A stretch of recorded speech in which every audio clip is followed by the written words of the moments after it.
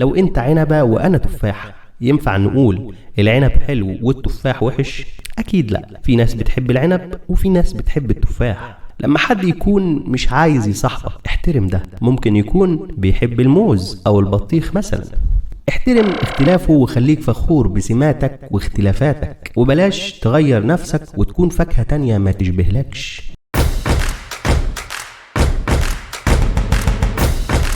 السلام عليكم، أنا محمد ناصر وانت بتتفرج على سلسلة قطرة من كتاب، وهنا بنلخص كتاب بطريقة سهلة وبسيطة. لو مش فاضي تقرأ تابعنا، كل أسبوع معانا كتاب جديد.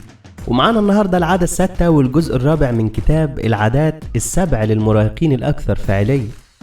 وانت قاعد كده لو بصيت حواليك مش هتلاقي أي حاجة لون واحد، وده بيدل على التنوع والاختلاف في الكون، وده من مظاهر الكون. يعني كوكب الأرض مثلا، ايه لازمة باقي مجموعة الكواكب؟ ايه لازمة كل أشكال الجمال في الكون؟ طبعا لأن ربنا جميل ومحسن. لو بصيت هتلاقي عدد كائنات حية على وجه الأرض، وفي البحار أعداد لا حصر لها. وكل ده ليه؟ ومع ذلك الكون في حالة تعاون وتناغم رهيبة. كل واحد فينا مختلف عن التاني نظرا لأن تربيتنا مختلفة، وطريقة تلقينا المعلومة كمان مختلفة. عقل كل واحد فينا شغال بطريقة مختلفة. وبما ان الكائنات الحية في تناغم وتعاون في هذا الكون الفسيح، يبقى من باب اولى نحاول نفهم بعض ونتعاون مع بعض. وده علشان يحصل لازم يكون في مشاركة وتعاون، وده عنوان العادة السادسة. والتنوع والاختلاف ليهم 3 أشكال.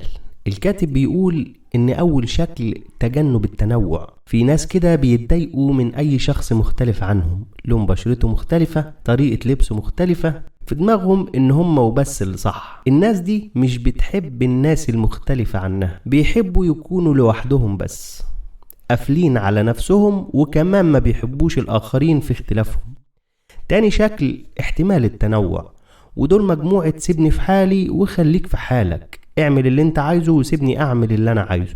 الناس دي بتتعامل مع باقي الناس المختلفين معاهم، لكن مش بيتعاونوا معاهم. شايفين ان الاختلاف ده عقبة ونقطة ضعف مش نقطة قوة. اما الشكل الثالث اسمه احترام التنوع. الناس اللي بيحترموا التنوع دول بيشوفوا ان دي ميزة، وان اي شخصين بيفكروا بطريقة مختلفة افضل كتير جدا من اي 2 بيفكروا بطريقة واحدة زي بعض. وبيشوفوا ان التنوع ده مصدر للابداع والمعرفة والنمو. الكاتب بيقول اننا بنتعلم بطرق مختلفة. في ناس بتتعلم اسرع من خلال الصورة، وفي ناس بتتعلم اسرع من خلال المواقف العملية، وفي ناس بتتعلم بالصوت والقراءة والكتابة، في ناس بتتعلم بالعلاقات. وهنا الكاتب بيقول إننا ممكن نشوف صورة واحدة، انت تشوفها فار وأنا أشوفها رجل، ومن الوارد جدا إن إحنا الاتنين نكون صح. الكاتب بيشبه التنوع اللي بين الناس بالفواكه، وبيقول لو انت عنبة وأنا تفاحة ينفع نقول العنب حلو والتفاح وحش؟ أكيد لا. في ناس بتحب العنب وفي ناس بتحب التفاح. لما حد يكون مش عايز يصاحبك احترم ده. ممكن يكون بيحب الموز أو البطيخ مثلا.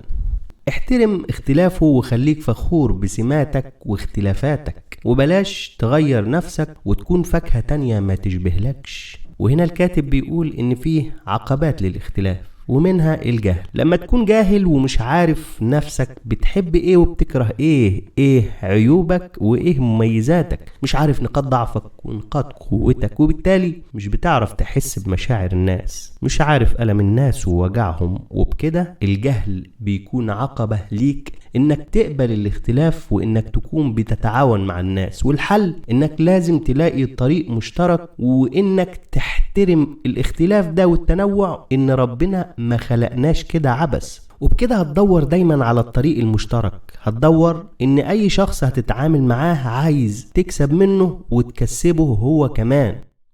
الكاتب هنا بيقول ان فيه 3 انواع للتعامل مع الاخرين: التسوية والتشارك والتعاون. التسوية الكاتب لخصها في 1+1=1.5، والنوع ده فيه خسارة. التشارك الكاتب بيقول ان 1+1=2، في تشارك لكن مفيش تعاون.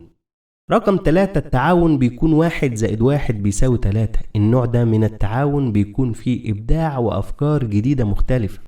الكاتب بيقول علشان نحقق التعاون ده لازم نعمل 5 حاجات. أول حاجة إنك تعرف المشكلة. تاني حاجة تعرف اللي قدامك عايز يقول إيه وتفهمه كويس، ولما تفهمه كويس أكيد هو هيسمع لك ويفهم وجهة نظرك، ودي رقم 3.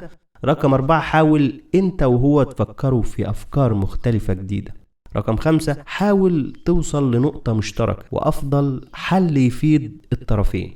وهنا يكون خلص فيديو النهاردة. دعمك لينا لايك وشير وتعليق تقول لنا رأيك فيه، وإيه هو الكتاب اللي ممكن نلخصه لكم الفترة اللي جاية. وبس كده، كان معكم محمد ناصر من قناة قطرة، والسلام عليكم ورحمة الله وبركاته.